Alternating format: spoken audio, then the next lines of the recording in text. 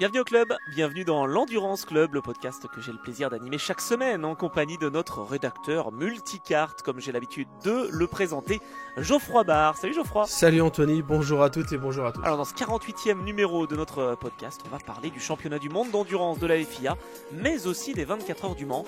Alors oui, la liste des 62 engagés pour la 93e édition des 24 heures n'est pas encore communiquée, mais on a tenu à évoquer la saison 2025, la 13e saison de l'histoire du WEC, puisque nous avons une petite surprise pour les auditeurs. Comme vous le savez, dans l'Endurance Club, on essaye généralement de vous donner des chiffres, des infos, des statistiques pour vous permettre d'encore mieux connaître le monde de l'endurance qui nous fait tous tant vibrer. Et cette semaine, nous avons un invité de marque, puisque nous avons profité de notre passage sur le salon Rétromobile à Paris pour rencontrer le président de l'Automobile Club de l'Ouest, Pierre Fillon. Alors Geoffroy, si tu le veux bien, on va tout de suite le rejoindre et on discute ensemble juste après de ce qui a été dit, mais aussi évidemment du salon Rétromobile. Pierre Fillon, président, merci beaucoup de nous accorder cet entretien. On est donc dans un cadre de passionnés et j'espère que justement on va aborder aussi cette fameuse passion de l'endurance. Bonjour et bienvenue. Bonjour. Geoffroy, tu es là aussi? Oui, avec plaisir à ce salon Rétromobile. C'est vrai que c'est une bonne occasion. On s'est dit que ça serait l'occasion rêvée de faire un point sur l'épreuve des 24 heures du Mans évidemment et sur les activités de l'Automobile Club de l'Ouest. Donc on sort du centenaire, je mets tout de suite les pieds dans le plat, on sort du centenaire avec une attractivité de l'épreuve qui est inédite. 2024 qui était encore une édition marquante, on arrive sur 2025, on a plein de questions, plein de sujets abordés, donc voilà, merci de nous accueillir, de nous recevoir. Et vas-y, écoute Anthony, si tu veux, je te laisse. Tu as commencé à mettre les pieds dans le plat, parlons de l'engagement des constructeurs, c'est vraiment quelque chose de fantastique de voir cet engouement pour l'endurance justement. Quel est le regard du président de l'Automobile Club de l'Ouest à ce sujet? C'est un regard évidemment très heureux, je suis un président heureux. Il y a un sourire déjà, c'est vrai que là c'est une belle période à vivre. Oui, et puis fier, mais fier surtout de tout le travail qui a été fait avec toutes les équipes. On a travaillé longuement pour élaborer ce règlement avec la FIA, avec l'IMSA. Et je crois qu'on a tapé dans le mille. Après, si on parle honnêtement, on ne s'attendait pas à avoir autant de constructeurs. 3, 4, c'était l'objectif. Donc aujourd'hui, je pense qu'on aura peut-être plus de 10 en 2027, puisque Ford a annoncé très récemment son retour. Et ce n'est pas une petite annonce. Beaucoup de fierté. Je crois que je pense qu'on a mis en place un règlement qui a tous les ingrédients pour attirer les constructeurs, à la fois si on peut parler de ce règlement, finalement qu'est-ce qui a marché? Je crois que la première chose qui a marché, c'est de réduire les coûts par rapport au LMP1. On les a réduits par entre 4 et 5, ce qui est beaucoup. Donc rendre accessible à tous les constructeurs, quels que soient leurs moyens, de venir faire le championnat du monde et les 24 heures du Mans. Ensuite, faire la part belle au design. Parce que vous savez, une LMP1 c'était dessiné par ordinateur pour être le plus efficace aérodynamiquement, et donc entre une Porsche et une Toyota peintes de la même couleur, c'était pas facile de reconnaître la voiture. Et je crois que le spectateur, lui, il a besoin de s'identifier à une marque, il vient soutenir une marque, c'est ça l'endurance. Et donc on a réduit les performances aérodynamiques pour donner un peu de liberté aux designers, et on voit le résultat aujourd'hui. On sait reconnaître une Porsche, d'une Ford, ou d'une Ferrari. Le troisième élément, c'était évidemment de garder l'hybride. Je pense que le côté environnemental et aller vers le zéro émission, et en tout cas de réduire notre empreinte carbone, est extrêmement important. Et puis le dernier point, c'est le règlement commun avec l'IMSA, puisque le marché, un des plus gros marchés quand même de tous les constructeurs, ça reste les États-Unis. Avec la même voiture, vous pouvez rouler à l'année aux États-Unis, donc sur un marché important pour tous les constructeurs, et aussi aller dans le monde entier et évidemment venir gagner Le Mans. Oui, c'est un programme assez intéressant effectivement pour chaque constructeur. J'allais justement rebondir, et après Geoffroy je te laisse la parole, sur cette convergence entre le règlement IMSA et le règlement ACO. C'est une vraie réussite parce qu'on peut faire cohabiter les LMH avec les LMDH et on voit bien évidemment que ça fonctionne. Alors ça a été un vrai challenge parce que c'est vrai qu'on était parti sur le projet LMH. Et puis, si on fait toute l'histoire, moi j'ai eu un rendez-vous avec quelqu'un de chez Porsche et on évoquait le LMDH, c'est-à-dire un châssis commun et quelques pièces comme l'hybride et puis la boîte de vitesse commune. Et voilà, je lui ai dit, si on fait ça, vous revenez? Et il m'a dit oui, on revient. Et donc j'ai pris mon bâton de pèlerin et je suis allé rapidement voir Jim France. Je m'en souviens, c'était à Miami. Puisqu'eux étaient partis sur un DPI 2.0 qui était quand même moins ambitieux, il n'y avait pas d'hybride, etc. Et voilà, je pense que je l'ai convaincu qu'il fallait aller dans cette direction. Alors c'était un premier pas, donc on a mis en place ce règlement LMDH, mais après il fallait effectivement équilibrer des LMH avec des LMDH, surtout équilibrer des 2 roues avec des 4 roues motrices. Oui. Mais là aussi, nos ingénieurs étaient un peu frileux, mais on a dit il n'y a pas le choix, il faut réussir. Ça s'est fait pendant le Covid. Ça s'est fait, je me souviens, j'étais dans mon bureau chez moi, puisqu'on était encore en confinement. Et il y avait tous les constructeurs qui étaient là autour de la table, autour de l'écran. Et on a convaincu tout le monde de faire cette convergence et d'équilibrer LMH et LMDH. Wow. Comment ça marche justement Vous n'allez pas nous confier le secret des réunions que vous avez comme ça avec les constructeurs, mais je sais qu'à une époque, vous communiquiez un peu plus sur ces réunions de travail qui ont lieu de temps en temps, où les constructeurs peuvent venir assister et écouter ce que vous avez exposé, ce que la Fédération internationale de l'automobile expose aussi. Comment ça se passe surtout en termes de décision? Je veux dire par exemple Ford qui là a annoncé son retour, son intention de revenir. Depuis quand est-ce qu'ils assistent aux réunions? Alors, eux ou peut-être un autre, vous pouvez donner un exemple, mais est-ce que c'est un temps long ou est-ce que quand ils arrivent et qu'ils écoutent, ils sont rapidement convaincus? Est-ce qu'il y a des discussions un peu en coulisses? Comment ça se passe leur prise de décision à eux en fait? Alors je pense qu'il y a un processus de décision qui est propre à chaque constructeur, mais si on prend le point de départ sur l'élaboration du règlement général, c'est pas à nous, en tout cas c'est pas la philosophie de la CO d'imposer un règlement. Vous proposez un menu, nous, ils peuvent venir à table. Voilà, on est là pour donner un terrain de jeu, on n'est pas là pour choisir une technologie particulière, on est à l'écoute des constructeurs. Et vous savez que pour les 24 heures du Mans, le lien entre la voiture de course et la voiture de tous les jours est fondamental. Donc on les écoute.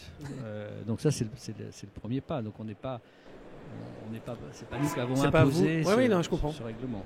Après il y a un groupe de travail dans lequel effectivement tous les gens qui sont intéressés par venir rouler dans le championnat participent. Mais si vous prenez le cas de Ford, pour le coup c'est un cas un peu particulier parce que ça s'est décidé extrêmement vite. Ok. Puisque c'est au mois de novembre qu'on en a parlé avec eux. Novembre, ah oui. Waouh. D'accord. Alors moi je veux parler d'un autre processus, c'est le processus de sélection aux 24 heures du Mans parce qu'il y a tellement de demandes, c'est superbe hein, cet engouement évidemment. Comment est-ce qu'on arrive à ne pas se faire trop de cheveux blancs sur la demande et les demandes justement à accepter ou refuser malheureusement? Alors effectivement le fait qu'il y ait beaucoup de demandes, d'un côté ça nous facilite pas la tâche parce qu'il faut faire des choix, mais ça la facilite quand même un peu. On peut avoir un ordre d'idée un peu du nombre de demandes ou... Je sais qu'à une époque, on était monté à une centaine, par exemple, c'était il y a quelques années. Sur les 100, il y avait. Oui, il y en avait que 70 qui étaient vraiment sérieux. Voilà. Donc aujourd'hui, on n'a vraiment que des candidatures sérieuses. Il n'y a plus de candidatures fantaisistes qui viennent se présenter. Mais c'est quoi, c'est 80 ou... Oui, on est entre 70 et 80. Wow. Mais donc le comité de sélection aujourd'hui, il est quand même plus simplifié puisque d'abord tous les gens qui sont au WEC sont pris d'office. Donc vous avez déjà 37 voitures. Ensuite, vous savez qu'on s'est engagé à prendre 15 LMP2 et ça c'est un contrat sur lequel on ne reviendra jamais. Et donc, alors effectivement il va falloir choisir les 15, mais voilà, il y a 15, on sait qu'il y aura 15 LMP2, elles viennent quand même essentiellement de l'ELMS. On est d'accord. C'est normal, on récompense les gens qui sont dans nos championnats. Et puis après il y a toutes les invitations. Je ne vais pas vous les compter parce que je risque de me tromper. Oui, mais en tout cas elles viennent soit de l'IMSA, soit de l'Asian Le Mans Series. De l'IMSA, de l'Asian Le Mans Series, de l'ELMS, une de chez SRO, de chez Stéphane Rattel. C'est vrai. Et si vous faites le calcul, vous arrivez, il reste entre 2 et 4 places à vraiment choisir. C'est dingue. Ah oui, donc ok. Donc ce processus est évidemment très très important et on fait la part belle aussi à cette pyramide de l'endurance qui est très importante hein, parce qu'il y a la Ligue European Series, il y a la Michelin Le Mans Cup, l'European Le Mans Series, puis le WEC évidemment. Ça c'est quand même quelque chose de fort hein, que la CO a pu mettre en place. Oui, cette pyramide de l'endurance elle est importante et elle fonctionne très très bien. Vous avez des exemples comme si vous prenez Jota par exemple, il a franchi toutes les marches de l'endurance. Je crois que l'école en ELMS pour préparer Le Mans, venir en WEC et gagner Le Mans est excellente. Et à tout point de vue, c'est-à-dire que c'est pour le team, pour le pilote, etc.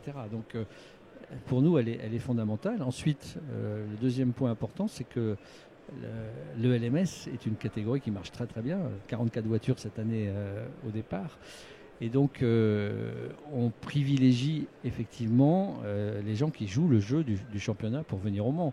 On ne va pas, quelqu'un qui arrive de nulle part, du jour au lendemain, lui donner la place de quelqu'un qu'on va sortir, puisque ça veut dire qu'on retire une candidature à quelqu'un qui est engagé avec nous depuis 10 ans, qui a franchi toutes les marches, depuis la Michelin, le Mans Cup, le P3, le P2, etc. Alors peut-être, je sais pas, ou alors tu voulais continuer un petit peu sur cet aspect sportif, mais il y a aussi un autre sujet qu'on avait envie d'aborder, c'est le circuit et ses évolutions. Je regardais les travaux qui ont été engagés par Automobile Club de l'Ouest ces dernières années et on voit que ça chôme jamais en fait. D'une édition à une autre, il y a toujours des travaux qui sont menés sur les abords du circuit. Alors, sur la piste en elle-même, c'est arrivé évidemment, mais là il n'y a pas eu de changement majeur sur le développement du circuit. Mais sur les abords, sur les aménagements piétons, je sais qu'il y a un mot qui n'est pas tabou à la CO, c'est l'expérience des spectateurs. Longtemps, c'était peut-être un sujet qui était mis de côté. Alors, peut-être avant votre présidence, c'était pas forcément des choses dont on se préoccupait beaucoup, ou en tout cas qu'on ne soignait pas autant. Là, j'ai l'impression qu'il y a un focus qui est fou, vraiment mis sur le fait que les gens arrivent au Mans et construisent des souvenirs et repartent avec des souvenirs pour une vie. Enfin, vraiment, je le dis avec. C'est évidemment comme ça que j'ai été piqué, mais j'ai l'impression que tous les spectateurs le sont encore plus parce qu'il y a vraiment beaucoup de choses qui sont faites. J'ai vu que vous aviez évoqué plusieurs fois cette possibilité d'ajouter des zones spectateurs, de faire pourquoi pas des sentiers piétons pour avoir plus d'accès à la piste. Ça fait partie des chantiers toujours d'actualité sur le long terme. Oui. Alors, d'abord, l'expérience spectateur, ça a quand même été toujours quelque chose qui était au cœur de nos préoccupations.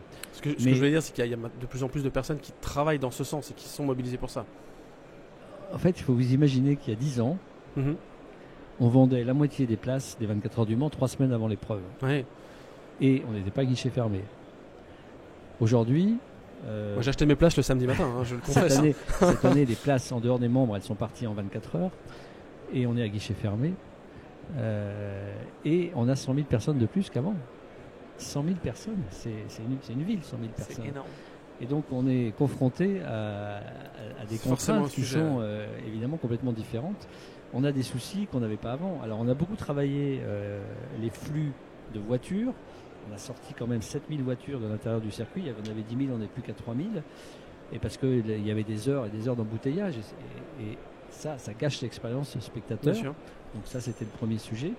Et cette année, avec la pluie, qui a fait beaucoup plus bouger les spectateurs que sur l'édition du centenaire, par exemple, alors qu'on avait le même nombre de spectateurs, on a eu des soucis de flux piétons, il faut le dire. Et donc on a travaillé cette année le flux piéton. Après, on veut pas. L'objectif aujourd'hui, c'est pas de prendre plus de spectateurs, c'est vraiment de leur offrir une expérience qui soit la meilleure possible. Mais c'est noble comme discours, c'est rare. Enfin, je trouve ça fort comme positionnement. Oui, mais qu'est-ce qui fait finalement l'attractivité de 24 heures du Mans? Oui, il y a la course, évidemment, il y a la course, il y a le plateau. Mais on aurait pu se dire, ben voilà, il y avait le centenaire, ça allait être le summum de nos événements, et puis ça allait retomber. Non, ça ne retombe pas, ça continue même de monter. Mais c'est parce que les gens viennent au Mans. D'abord, on vient presque une semaine pour beaucoup l'essentiel, et puis on vient vivre une expérience avec sa famille, avec ses amis. Moi, le sentiment que j'ai, c'est que quand on vient au Mans, le temps s'arrête. Ouais. Le temps s'arrête pendant 8 jours. On va oublier tous ces soucis. On va oublier. Il n'y a plus de classe sociale. Tout le monde se mélange, tout le monde se parle autour de la même passion, bien évidemment. La course reste la passion. Et on veut. On ne peut pas s'asseoir. Si, il y en a qui le font. Il y a des vrais passionnés qui restent assis pendant 24 heures. C'est vrai. Mais voilà, il faut proposer d'autres activités, et puis il faut ouvrir l'esprit des gens. Donc vous avez le village hydrogène pour parler du futur, vous avez le village constructeur parce que c'est voilà, et on a multiplié les fan zones. On en est à 12 maintenant. Aujourd'hui on est à 12 fan zones, et on va continuer puisque cette année on en crée 2 autres supplémentaires. Donc notre problème maintenant c'est et puis juste avant de passer à ce qu'on va faire, ma préoccupation, beaucoup de spectateurs pensent qu'on pense qu'au VIP, c'est faux, c'est complètement faux, et il y a beaucoup moins de VIP que de spectateurs, mais on doit leur laisser un accès à la piste pour qu'ils puissent voir ce qui se passe sur la piste. Et donc notre souci aujourd'hui, c'est d'étendre ces zones accessibles avec un billet standard. Et donc c'est pour ça que cette année, on va créer une nouvelle zone au karting. Donc on est en train de transférer la terre qu'on prend pour creuser pour le futur musée, puisqu'on est en train de creuser la butte là, derrière le musée. On va faire donc des buttes qui vont nous permettre d'accueillir 10 000 spectateurs sur la zone du karting. Okay. Et la zone du karting sera transformée en fan zone avec restauration, écran géant. Pour l'édition qui arrive. Là. Pour l'édition qui arrive. L'autre point, ensuite, on a créé 2 nouvelles tribunes en face, donc à l'intérieur de Maison Blanche, donc à l'extérieur du grand circuit et à l'intérieur du circuit de Maison Blanche. Et puis, on avait un petit camping qui était au Tertre Rouge, 300 personnes. Alors évidemment, ces 300 personnes, elles sont un peu déçues, mais 300 personnes contre 5000, ça ne se discute pas. Et là, ce qu'on voulait, c'était vraiment créer, parce que quand vous êtes tout au bout du Tertre Rouge, il n'y a pas grand-chose. Et donc là, c'était vraiment de créer un espace de vie à nouveau, donc avec restauration, fan zone, des activités, pour que les gens puissent rester et pas forcément, dès qu'il pleut, repartir vite vers le village. Donc c'est une préoccupation majeure et j'ai envie de dire c'est fondamental si on veut garder à la fois l'esprit, mais aussi que les gens gardent un bon souvenir et reviennent. Non, parce qu'il y a toujours ce côté. Moi, le souvenir que j'ai les premières fois où je suis venu, par exemple, c'est qu'il y a des endroits du circuit qui restent un petit peu. On les connaît pas. Je suis pas allé à Mulsanne la première fois que je suis venu au Mans, par exemple, ou à Arnage. Il y a un côté un peu mystérieux. Vous voyez ce que je veux dire? Et moi, je trouve ça bien de garder la configuration du circuit telle que de toute façon, il y aura toujours cette étendue incroyable pour un circuit. Mais je trouve ça super de donner plus d'accès et d'avoir d'autres endroits. C'est incroyable, quoi. On a même un rêve, mais qui va se réaliser, je pense. Que les spectateurs aient dans les Hunaudières ou pas? Alors ça en fait partie. Bon. Mais non, ce qu'on voudrait, c'est parce que les gens vont à Mulsanne et Arnage, mais ils sont obligés, Arnage et à Mulsanne, de contourner dans l'ordre, mais ils sont obligés de contourner, etc. Voilà. Donc on travaille vraiment avec la ville du Mans là justement pour étendre le boulevard Nature et pouvoir aller à pied, en vélo ou même en trottinette à l'intérieur du grand circuit jusqu'à Indianapolis. Et voir comment on peut traverser la piste, donc en dessous ou au-dessous, et aller jusqu'à Mulsanne. Zone incroyable, que moi j'ai eu la chance de c'est vrai que c'est incroyable. Ah bah oui, c'est gros projet. C'est super. Et je voulais évoquer, avant de parler de l'hydrogène, parce que c'est un grand sujet évidemment, je voulais parler de la piste aussi en elle-même et des stands, etc. Est-ce qu'on n'aurait pas une envie des fois de pousser les murs et de se dire, bon allez, 62 engagés c'est bien, on voudrait pousser un peu plus. Est-ce qu'il y a une envie là ou pas du tout? Alors il y a une envie d'augmenter un petit peu le nombre de garages, mais pas de façon importante, parce que il faut garder la rareté. Je pense que c'est la course la plus, c'est une des courses les plus connues au monde, et c'est la course. J'aime beaucoup ce que dit Wolfgang Ulrich, que c'est la course la plus difficile à gagner parmi toutes les courses mondiales. Et donc il faut garder la rareté, 62, voilà. Donc on a l'intention, et après on est limité par la place. Donc notre intention, c'est quand on refera puisqu'on va rénover le pit building, c'est d'une part de mettre en dur les 2 garages éphémères qu'on met entre le module sportif et le bâtiment des stands, et au bout de faire deux garages supplémentaires. Donc on arrivera à 64. Bon, pas mal. On n'arrivera pas à 66 la première année de votre venue aux 24 heures. Dommage. Je voulais évoquer justement l'hydrogène et les nouvelles technologies, les nouvelles manières de mobilité, j'allais dire. Le village hydrogène existe. Il y a l'hydrogène maintenant qui est liquide de nouveau, enfin pas de nouveau, mais qui est hydrogène liquide avec le projet Mission H24. Est-ce qu'on peut en savoir un petit peu plus sur cette envie et sur les constructeurs comme Toyota qui sont déjà positionnés? Alors le projet hydrogène, il remonte à 2018. À l'époque, on était un peu les seuls à parler d'hydrogène. L'hydrogène n'était pas connu c'était connu l'hydrogène, mais pas dans le grand public. Et on voyait même plutôt ça comme chose de dangereux. Et nous, notre souci, parce qu'on finalement, on essaie de décarboner la course depuis longtemps. Ça commence avec l'hybride, qui avait permis de réduire la consommation d'essence de 50%. Ça continue avec le carburant 100% renouvelable qu'on utilise aujourd'hui. C'est encore 70% de plus de réduction de CO2. Et notre objectif, c'est de zéro émission. Zéro émission au Mans en batterie, c'est un peu compliqué parce qu'il faut que ça puisse rouler aussi vite qu'aujourd'hui, avec des stints aussi longs. Il faut que ça reste spectaculaire. Il ne faut pas que les voitures s'arrêtent 20 minutes pour ravitailler, et donc la batterie n'est pas du tout adaptée. Alors on ne dit pas que l'hydrogène est la seule solution pour décarboner, mais en tout cas c'est une des solutions pour le futur, et c'est vraiment la solution la plus adaptée pour l'endurance. Après, c'était assez simple au départ, puisque quand on parlait d'hydrogène, c'était une pile à combustible et du gaz. Et puis, évidemment, on discute avec les constructeurs, et est revenu quelque chose qu'avait fait BMW il y a des années, c'est-à-dire d'introduire directement l'hydrogène dans le moteur thermique. Donc ça, c'est revenu au goût du jour, notamment avec Toyota, mais pas que, Alpine aussi. Oui, etc. bien sûr, avec Alpenglow beaucoup aussi. aujourd'hui de motoristes travaillent sur ça. D'autres continuent à travailler sur la pile à combustible, bien évidemment. Et on a commencé donc à travailler sur le règlement qui permettra aux voitures à hydrogène de rouler au Mans à l'horizon 2028 et en WEC après. Prochain gros défi, j'imagine. Prochain gros défi. Mais après, évidemment, la sécurité reste quelque chose d'important. On a travaillé avec la FIA et on s'est rendu compte que mettre des réservoirs sur les côtés de la voiture, dans les flancs de chaque côté, était quelque chose qui n'était pas la meilleure solution en termes de sécurité. Parce qu'on peut avoir des crashs latéraux, etc. Et donc,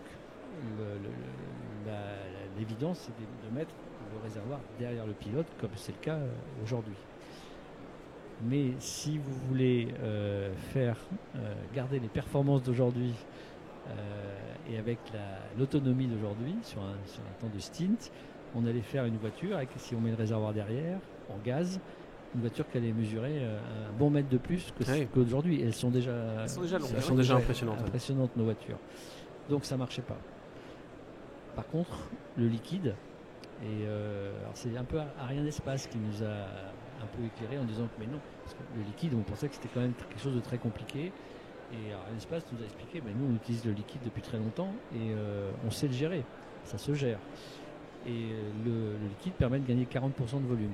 Donc de rester avec une taille de voiture qui soit à peu près la même qu'aujourd'hui, avec les mêmes types de performance et la même autonomie. D'où le liquide. Mais par contre, il faut tout recommencer. Parce qu'en fait, c'est extrêmement structurant sur la voiture, la position du réservoir. Après, il faut gérer la safety de ce réservoir. C'est une technologie nouvelle pour le coup, enfin nouvelle pour l'automobile. Et puis, il faut voir tout ce qui va permettre de ravitailler les voitures, etc. Donc, c'est ce qu'on est en train de mettre en place sur la réglementation. Et effectivement, la H24 Evo, qui est la troisième génération de mission H24 et qui est vraiment un laboratoire. Le Mans n'a jamais autant été un laboratoire. Ça sert à essuyer les plâtres. On s'est dit qu'il fallait qu'elle soit déjà en liquide. C'est la raison pour laquelle on a annoncé la semaine dernière, effectivement, que la H24 Evo marcherait avec de l'hydrogène liquide. Bon, c'était en tout cas une belle nouvelle, une belle annonce. On va bientôt conclure parce que le temps presse malheureusement. Je voulais quand même parler de l'édition 2025. Est-ce que tu as une question là-dessus, Geoffroy? Parce que moi j'en ai une. Non, je voulais juste un tout petit mot sur l'hydrogène, mais du coup c'est vraiment le nouveau défi, on va dire. Enfin, comme tu disais, Le Mans a cette image de laboratoire, a toujours eu cette image de laboratoire. Pour vous, c'était important parce que il y a pu y avoir quelques critiques depuis qu'il y a une BOP, depuis qu'il y a cette fameuse fenêtre de performance à viser pour la victoire générale. On sait que certains peuvent critiquer l'aspect sportif. En tout cas, on va moins aller dans l'excès et la recherche de performance pour des raisons de limitation des coûts, etc. On ne va pas revenir là-dessus et je pense qu'on est entre personnes convaincues autour de la table, donc il n'y a pas de problème. Mais par contre, c'est important pour vous d'avoir cette image de laboratoire technologique toujours du Mans. Oui, c'est fondamental parce que c'est l'ADN du Mans. Oui, c'est ça. Le Mans a été créé il y a plus de 100 ans dans ce seul but finalement de permettre aux constructeurs de venir tester, innover et créer. Bon voilà, je ne vais pas revenir sur tout ce qui s'est fait au Mans, mais qui sont aujourd'hui dans nos voitures, des éléments de sécurité importants. On va prendre juste les phares et les freins à disque. Parce que là, du coup, on est très en amont, enfin, par rapport à l'adoption de l'hydrogène dans la voiture du quotidien, on est très très en amont. Là, vous êtes vraiment. C'est quoi aujourd'hui je crois que plus personne ne discute de la nécessité de décarboner la mobilité. Et donc, les 24 heures, l'endurance est là pour préparer justement, servir de laboratoire pour accélérer ce processus vers le zéro émission de CO2. Et donc, l'hydrogène en est une solution. Après, vous savez, les constructeurs ont beaucoup investi sur la batterie, puisqu'on les a quand même un peu poussés à marche forcée sur cette technologie. Ils ont un petit peu envie de rentabiliser leurs investissements. Mais l'hydrogène, ils y travaillent toujours. Vous pensez que ça fait partie des conditions pour que le sport automobile reste acceptable? Je parle par les politiques, par le grand public, que ça soit ce laboratoire technologique, qu'on ait des carburants propres, qu'on ait des motorisations plus propres, que l'événement lui-même soit le plus décarboné possible. Je crois que c'est une nécessité absolue. D'abord, c'est une responsabilité humaine, j'ai envie de vous dire. Il faut penser à nos enfants, à nos petits-enfants. On ne peut pas laisser une planète qui devienne invivable. Hein. Donc ça, c'est le premier rôle. Et puis, on doit montrer l'exemple. Et puis même, tout l'écosystème, aujourd'hui, nos partenaires nous demandent... Qu'est-ce que vous faites, on veut bien investir chez vous, mais qu'est-ce que vous préparez l'avenir? Donc c'est absolument fondamental. Et vous avez tout à fait raison quand même. C'est un petit détail qu'il faut rappeler. Il faut décarboner l'événement et non pas que une ticket notamment la piste, parce que le bilan carbone des 24 heures du Mans, la piste aujourd'hui avec les pneus dans lesquels Michelin a 46% de matériaux renouvelables et le carburant qu'on utilise, c'est 1,4% du bilan. Oui. Donc négligeable. Le bilan CO2 d'un événement comme les 24 heures du Mans, ce sont les spectateurs.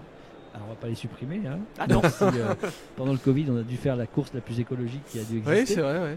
Mais non, ce que je veux dire, c'est que on dit souvent, le sport auto, une image de mauvaise image. C'est pour ça que je vous emmenais sur l'image. Oui, Après, on a 400 000 spectateurs, donc je suis pas sûr que ça soit une si mauvaise image, mais il y a des gens qui nous reprochent ça. Mais non, c'est pas plus générateur de CO2 qu'une Coupe du Monde de football. Bien sûr. Et ça, c'est important de le rappeler. Exactement, ça c'est clair. Et puis on va conclure cet entretien. Merci encore pour le temps accordé, Président. 2025, cette édition, qu'est-ce qu'on en attend? Est-ce qu'on attend une 20e victoire Porsche?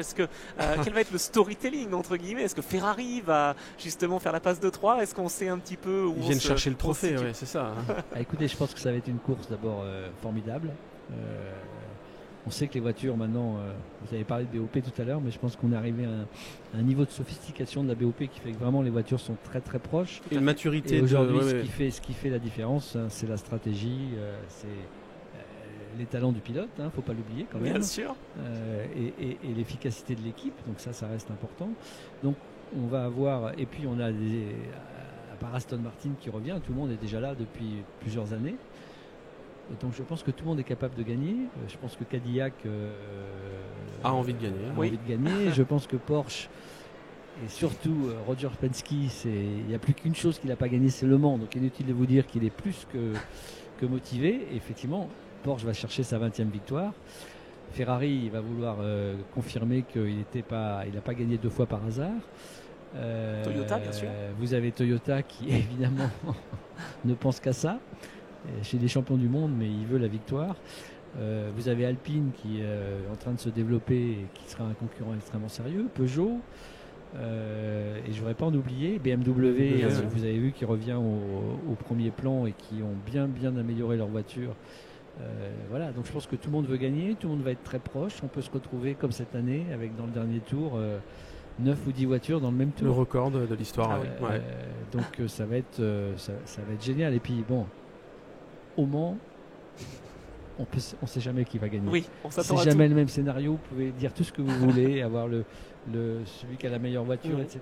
Rien ne se passe jamais comme prévu. Et puis il y a quand même quelque chose aussi en 2025, c'est quand même le retour en LMGT3 mais de Mercedes. C'est vrai que ça aussi c'est un signe fort.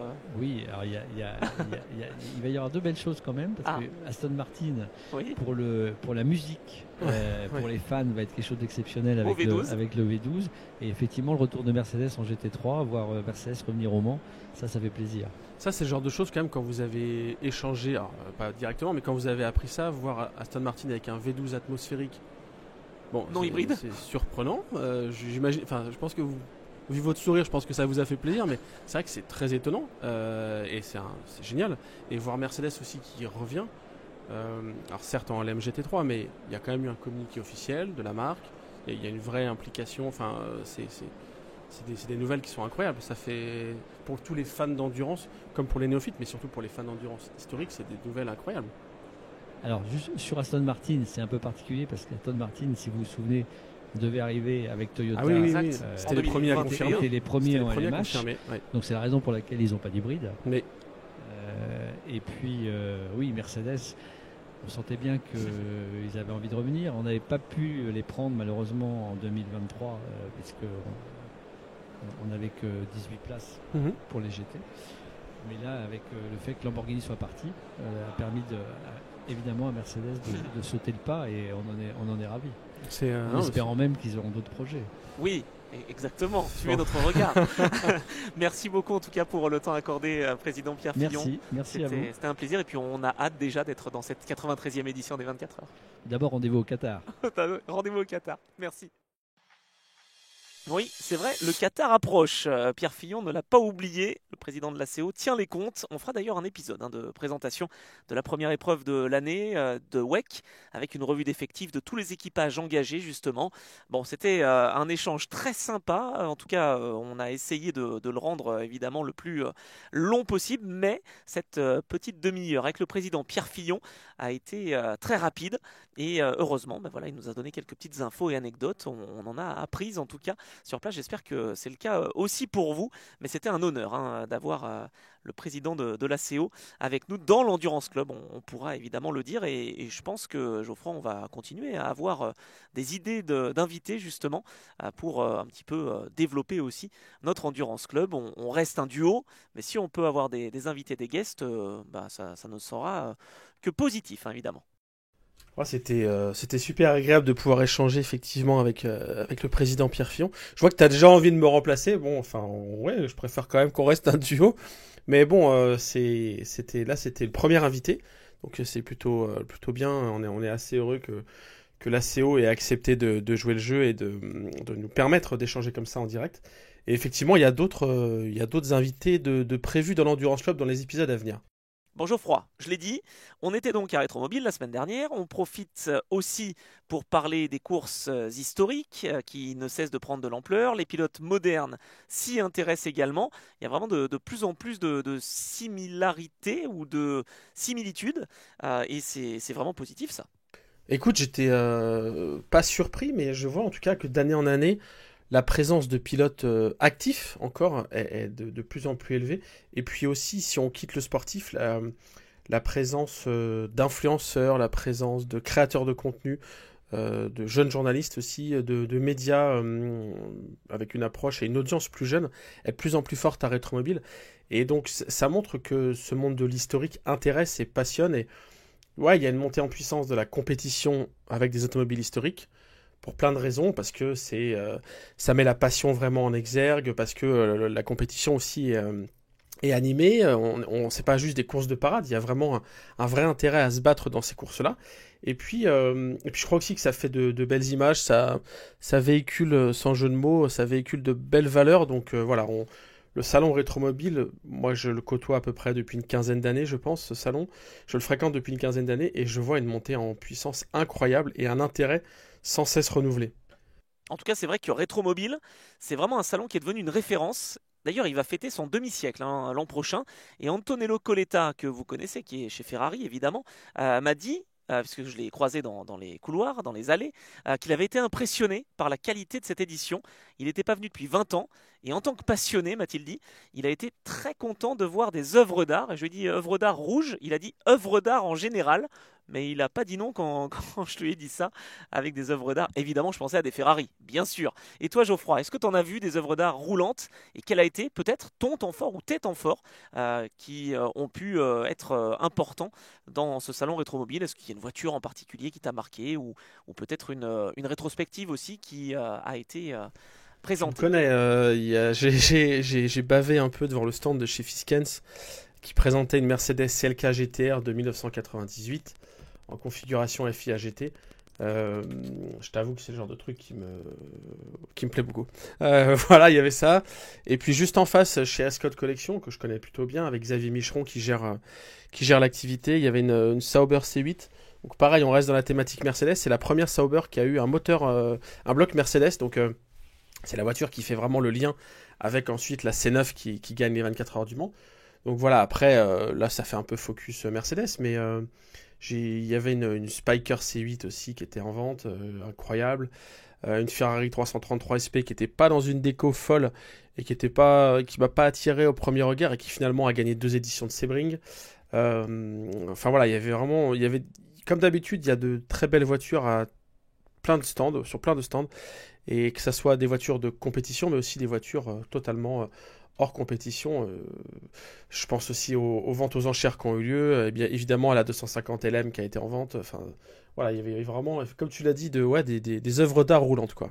On a déjà plein de souvenirs dans la tête, ça c'est clair. Alors moi, c'était plutôt des autos historiques du Mans, dont celle d'Henri Pescarolo. Alors il y avait Matra, il y avait la Jaguar XJR, il y avait même la Sauber Kouros, dont une anecdote d'ailleurs m'a été racontée par Henri himself dans mon podcast Trajectoire. Oui, oh là là, je suis pas peu fier d'avoir eu la chance, l'honneur peut-être de rencontrer Henri, une légende des 24 heures, et donc l'épisode arrive d'ici peu. Il y aura peut-être plusieurs épisodes. Bon bref, en tout cas, c'est une saga Pescarolo, et on a envie de la suivre. Mais voilà, il y a une petite anecdote sur cette voiture ou sur un équipement en particulier. On a pu aussi voir plusieurs pilotes modernes, hein, ou historiques, d'ailleurs à Rétromobile, Geoffroy, le mercredi soir notamment, sur le stand de la CO, avec le rendez-vous traditionnel du club des pilotes des 24 heures. Et d'ailleurs en 2025, grosse nouveauté, hein, puisque Gérard Larousse, qui était président jusque-là, a laissé sa place à une présidente, Annie-Charlotte Vernet. Et tu vois, on parle souvent des Iron Dames et des femmes pilotes, mais là on va parler d'une présidente donc pour les pilotes. Elle a plusieurs participations et à son arc, j'allais dire, Anne-Charlotte Vernet. Et c'est toujours intéressant de se dire que voilà, on fait appel à des pilotes qui ont marqué l'histoire et qui ont pu faire des belles performances aussi, hein, parce que Annie-Charlotte Vernet, elle a commencé en 74, sa première participation. Elle a roulé souvent sur des Porsche. Et sa dernière participation, c'était sur une Rondo M379C quand même, avec Vic Elford et Joël Gouillet. Mais c'est solide, hein, quand on s'imagine là aussi que Annie Charlotte avait un sacré coup de volant. Voilà pour la petite anecdote. Bref, en tout cas, c'est toujours sympa de croiser des pilotes. Non, qu'est-ce que t'en as pensé, toi, de ce salon Rétromobile, côté pilote justement, et de voir un peu toujours leur passion et leur Écoute, je engouement. t'avoue que j'ai été un peu focus sur mes différentes activités. J'ai pas eu le temps d'échanger avec beaucoup de pilotes, mais comme toi, enfin, on était ensemble voilà, à la réunion du club des pilotes organisée par les 24 heures du Mans. Et ouais, c'est marrant de voir des pilotes plus âgés. Tu as cité Gérard Larousse à l'instant. Et puis de voir, il y avait Paul Louchatin qui était là aussi. Donc voilà, il y a un vrai lien entre les générations. Et il y a un vrai partage aussi. Je vois, c'est l'occasion Rétromobile, vu qu'on n'a pas, on a un peu de bruit. Vous l'avez entendu aussi avec l'interview de Pierre Fillon. Voilà, il y a un petit bruit d'ambiance. C'est un salon, c'est animé, mais on n'a pas le bruit d'une course automobile. On n'est pas sur un circuit. Et donc j'observe qu'il y a beaucoup d'échanges entre générations, justement, entre anciens pilotes et pilotes plus jeunes, où on se raconte des anecdotes plus facilement, où on se présente des personnes, et les spectateurs sont pas exclus de ça. Les spectateurs sont là et peuvent aller rencontrer les pilotes. Ils déambulent en fait comme vous et moi dans les allées. Donc ça, j'ai vraiment adoré. J'aime toujours cet aspect accessible de Rétromobile. Alors on continue évidemment sur le salon Rétromobile. Bah voilà, c'était l'événement de février, donc on pouvait pas ne pas en parler. C'est un salon incroyable aussi parce qu'il y a la présence de marques et de constructeurs, mais vraiment avec des grands stands et des grandes superficies. Moi j'ai été bluffé par ça. Renault, Skoda, Citroën, tu retrouves vraiment beaucoup de constructeurs. Il y a des équipes aussi comme IDEC qui est très présente. Et puis des photographes, etc. Mais ça c'est autre chose. Mais en tout cas sur les marques, il y a même Saga Mercedes par exemple qui est présente. C'est vraiment un salon de l'automobile, non? Enfin, c'est un petit peu l'impression qu'on a eu. Qu'est-ce que t'en penses? C'est devenu un contre-pouvoir au mondial de l'auto. Enfin, en fait, c'est vraiment Saga Classique, t'en parlais, donc qui est un distributeur un spécialiste plutôt de Mercedes classique. Ils avaient une AMG Project One sur leur stand, ce qui est juste une voiture dingue, à côté de 280 SL, de Pagode et de Mercedes un peu classique et emblématique. Mais il y avait quand même cette exposition. Chez Renault, ils ont joué la complémentarité entre la 4L, l'ancienne 4L et la 4L moderne, la R5 ancienne et moderne, et avec un stand avec une mise en scène, une scénographie incroyable, des effets de lumière. Enfin, tous les ans, déjà depuis plusieurs années, ils font de très beaux efforts, mais là, le stand était vraiment magnifique et ça a attiré aussi des médias un peu plus généralistes. Donc, ça fait parler au-delà du monde des spécialistes que nous sommes. Euh, les marques en fait utilisent Skoda aussi, comme tu le disais, est un partenaire un peu fidèle de ce salon rétromobile. Et les marques ont compris qu'il faut utiliser cet ADN et cette histoire qu'elles ont lorsqu'elles ont une histoire en compétition, ou même utiliser les anciens modèles et dresser des passerelles avec le futur. Quand on a vocation à transformer la mobilité, à faire des voitures électriques, des voitures hybrides ou hydrogène, il faut aussi essayer de trouver d'où on vient, pourquoi la marque a été créée, dans quel but, et qu'est-ce qu'elle avait comme valeur. C'est vraiment les marques qui sont présentes à Rétromobile, pour moi, c'est des marques auxquelles il faut s'intéresser si on cherche à acheter une voiture aujourd'hui, parce que ça veut dire qu'elles ont compris d'où elles viennent, donc elles ont une vision de là où elles vont. Voilà. En tout cas, on s'est régalé. La semaine est passée très vite. D'ailleurs, je sais que certains d'entre vous qui nous écoutez sont venus. J'en ai croisé quelques-uns. J'espère en tout cas que le salon vous a plu. N'hésitez pas à le dire en commentaire sur Instagram, sur Twitter, sur YouTube, avec le hashtag Endurance Club aussi. Voire même poster des photos, des voitures qui vous ont marqué, puisqu'on en a parlé tout à l'heure. Donc ça pourrait être intéressant. Nous, en tout cas, on est clients d'avoir vos retours. Et voilà, n'oubliez pas non plus de mettre les étoiles, etc. Mais ça, vous connaissez le laïus, et surtout d'en parler autour de vous pour faire grandir le club, justement, cet Endurance Club qui est toujours très très intéressant à faire bouger, voilà, tout simplement. J'ai envie de faire des rencontres Endurance Club, Geoffroy, ça y est, je me lance dans des idées. Bon, bref, en tout cas, l'année prochaine, on vous attend encore nombreux. Et si on avait un stand Endurance Club, je pense que ça serait trop on ira, ouais. Mais ça serait pas mal, hein. En tout cas, on vous attend nombreux, parce que, comme je l'ai dit, ça sera le 50e anniversaire de Rétromobile. Il y a une idée là, non? Je tiens une idée, je pense. Ouais, ok, si tu veux, on organise ça, on va voir les détails. Bon, en tout cas, on sait que c'est vraiment un rendez-vous maintenant devenu incontournable, hein, en février. Donc voilà, si vous passez par Paris, la date. vous savez ce qu'il vous reste à faire en 2026, du coup, pour la 50e édition de Rétromobile. Alors, on va parler rapidement de notre actu, mais enfin bon, elle n'est pas très très chargée, rien de plus spécial. On a quand même réussi, si quand même, je vais le dire.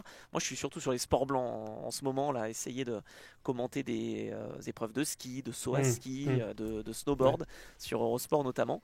Bon, cela dit, il y a le Qatar qui arrive, donc sur Eurosport aussi, j'aurai l'honneur de commenter cette première manche. Donc ça, c'est juste génial. Voilà, je suis trop content de pouvoir le faire. Et donc, en plus de ces commentaires et de mon podcast et des Endurance Club, évidemment, on a profité de Rétromobile pour enregistrer un épisode spécial sur le salon. Et alors là, moi j'adore, parce que tu vois, tu me dis que j'aime bien faire du name dropping, mais là quand même c'est magnifique. On y a parlé de Rondo, d'Inaltera, de Pescarolo, de bien d'autres choses. On a même parlé de Katayama. Et bon, je vous en dis pas plus, et on vous en dit pas plus, n'est-ce pas, Geoffroy?